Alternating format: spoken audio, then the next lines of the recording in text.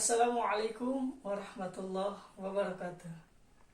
Perkenalkan, nama saya Muhammad Rafli Rafsanjani, mahasiswa dari UIN Sunan Gunung Jati Bandung dari Fakultas Dakwah dan Komunikasi dari jurusan Manajemen Dakwah semester 2 kelas 2B. Baik, saya di sini akan memenuhi tugas dari mata kuliah ilmu komunikasi dari dosen pengampu Bapak Dr. Haji Cecep Suryana MSI. Baik, agar tidak banyak membuang waktu, lanjut saja ke permasalahan yang pertama. Perkembangan ilmu komunikasi sebelum masa prasejarah masuk pada tahapan manusia. Baik, menurut saya perkembangan ilmu komunikasi sebelum masa prasejarah sebenarnya tidak bisa disebut ilmu dalam pengertian modern karena belum ada konsep formal, tulisan, dan catatan ilmiah. Baik, lanjut ke pembahasan yang kedua. Menurut saya, retorika adalah seni berbicara yang meyakinkan orang lain dan merupakan salah satu dasar dari ilmu komunikasi modern. Oke, lanjut ke pembahasan yang ketiga, yaitu komunikasi merupakan proses suatu ide dialihkan dari sumber kepada penerima dengan maksud untuk mengubah tingkah laku mereka. Hal ini diungkapkan oleh Everence M. Rogers. Baik, jawaban saya yaitu F.M. Rogers menyatakan bahwa komunikasi adalah proses di mana suatu ide disampaikan dari sumber kepada penerima dengan tujuan mengubah perilaku mereka. Oke, dilanjut ke pembahasan yang keempat, yaitu Hofland menyatakan bahwa komunikasi adalah proses di mana seseorang menyampaikan perangsang untuk mengubah tingkah laku. Oke, menurut saya, komunikasi adalah proses di mana seorang menyampaikan rangsangan atau stimuli kepada orang lain dengan tujuan untuk mengubah tingkah laku mereka. Oke, lanjut ke pembahasan yang kelima, yaitu stand up comedy merupakan bentuk komunikasi yang berfungsi untuk menghibur. Oke, menurut saya stand up comedy adalah salah satu bentuk komunikasi yang berfungsi untuk menghibur audiens melalui cerita, lelucon, dan ekspresi humor yang disampaikan secara langsung oleh komedian.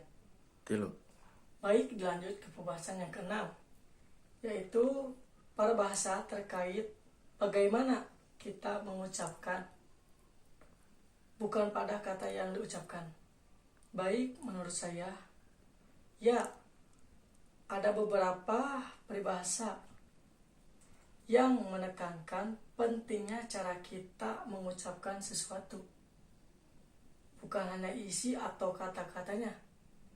Ini berkaitan dengan informasi atau intonasi, sikap, dan cara menyampaikan dalam komunikasi. Baik, dilanjut ke pembahasan yang ketujuh, yaitu gangguan karena adanya perbedaan persepsi antara komunikator dan khalayak terhadap pesan yang digunakan dalam berkomunikasi merupakan gangguan psikologis. Oke, menurut saya pernyataan tersebut kurang tepat. Gangguan karena adanya perbedaan persepsi antara komunikator dan khalayak terhadap pesan termasuk dalam gangguan somatik, bukan gangguan psikologis. Baik, dilanjut ke pembahasan yang ke-8, yaitu pada saat kita berkomunikasi dengan suku di Sumatera akan berbeda dengan berkomunikasi dengan suku di Jawa. Perbedaan ini merupakan konteks komunikasi dari aspek sosial. Nah, menurut saya pernyataan tersebut tidak sepenuhnya tepat. Perbedaan dalam cara komunikasi antara suku Sumatera dan suku Jawa lebih tepat disebut sebagai bagian dari konteks budaya, bukan konteks sosial. Baik, lanjut ke pembahasan yang ke-9, yaitu jika kita ingin menjadi komunikator yang handal, kita perlu mengenalkan diri kita sendiri terlebih dahulu. Setelah itu perlu memiliki kredibilitas, kekuatan, dan uang. Nah, menurut saya, jika kita ingin menjadi komunikator yang handal, kita perlu mengenal diri kita sendiri terlebih dahulu, lalu menghubungkan kredibilitas, empati, kemampuan menyampaikan pesan yang jelas, serta keterampilan mendengarkan yang baik. Baik, lanjut ke pembahasan yang terakhir atau yang ke-10, yaitu karena komunikasi dianggap sebagai proses sebab akibat, maka komunikasi disebut sebagai interaksi. Nah, menurut saya, komunikasi memang dapat dilihat sebagai suatu proses sebab akibat, di mana suatu pesan atau sebab dapat menimbulkan reaksi atau tanggapan atau akibat dari pihak lain. Hal ini menggambarkan sikap dinamis dari komunikasi. Baik, itu saja yang dapat saya sampaikan. Mohon maaf atas segala kesalahan, karena saya masih dalam tahap belajar. Wa kafa billahi syahida, wallahu muwaffiq ila aqwamit thoriq.